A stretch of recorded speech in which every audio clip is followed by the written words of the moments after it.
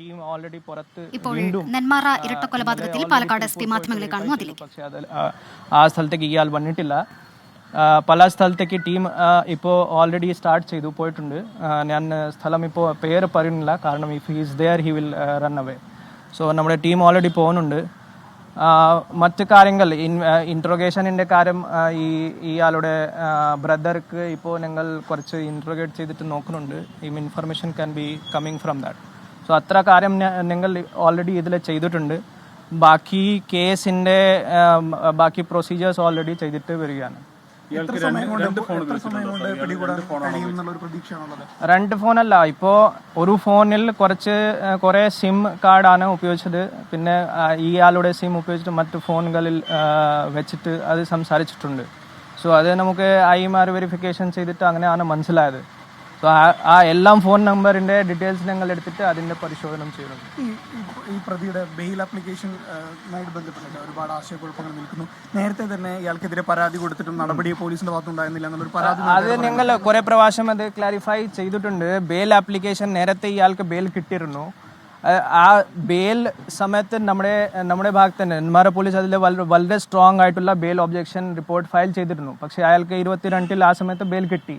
പിന്നെ ഇയാൾ ഒരു ബെയിൽ കണ്ടീഷൻ റിലാക്സേഷൻ്റെ ഒരു ആപ്ലിക്കേഷൻ ഫയൽ ചെയ്തു. ആ ബെയിൽ കണ്ടീഷൻ റിലാക്സ് ചെയ്യേണ്ട അതും വളരെ സ്ട്രിക്റ്റ് ആയിട്ട് ഞങ്ങൾ അപ്പോസ് ചെയ്തിരുന്നു. പക്ഷേ കോടതി അയാൾക്ക് അവകാശം കൊടുത്തു, റിലാക്സ് ചെയ്തിട്ട് ബെയിൽ കണ്ടീഷൻ റിലാക്സ് ചെയ്തിട്ട് കൊടുത്തു. ആദ്യമായിരുന്നു ഈ നെന്മാറ പോലീസ് സ്റ്റേഷൻ ലിമിറ്റിൽ പ്രവേശിക്കാൻ പാടില്ല. പിന്നെ അത് റിലാക്സ് ചെയ്തിട്ട് നെന്മാറ പഞ്ചായത്ത് ഏരിയയിലേക്ക് പ്രവേശിക്കാൻ പാടില്ല. അതുവരെ ലിമിറ്റ് ചെയ്തു. പക്ഷേ ഇതിൽ പോലീസ് വളരെ സ്ട്രിക്റ്റ് ആയിട്ട് അത് അപ്പോസ് ചെയ്തിരുന്നു. കോടതിയാണ് അയാൾക്ക് ഈ അവകാശം കൊടുത്തത്.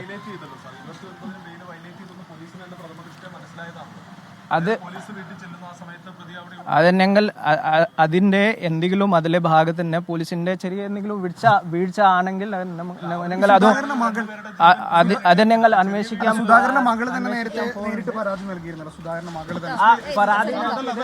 അതിന്റെ ഭാഗമായിട്ട് ഓൾറെഡി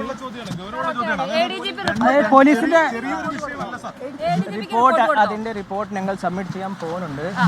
ഓൾറെഡി ഈ നിങ്ങൾ ചോദിച്ച കാര്യം ഓൾറെഡി ഒരു റിപ്പോർട്ട് നിങ്ങൾ സബ്മിറ്റ് ചെയ്ത് ഇപ്പോൾ കൊടുക്കാം. എന്തെങ്കിലും ആണ് അത് അന്വേഷണം ചെയ്തിട്ട് നമുക്ക് മനസ്സിലാക്കാം.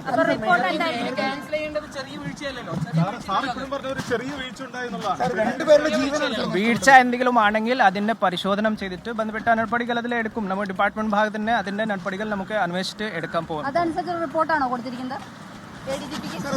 അന്വേഷണം ചെയ്യാൻ വേണ്ടി അതിലെ സമയമെടുക്കും. റിപ്പോർട്ട് കൊടുത്തിട്ട് എന്താണ് സംഭവം ഉള്ളത് അതിന്റെ റിപ്പോർട്ട് ഞങ്ങൾ കൊടുക്കാം. ഇപ്പോൾ അത് കൊടുത്തിട്ട്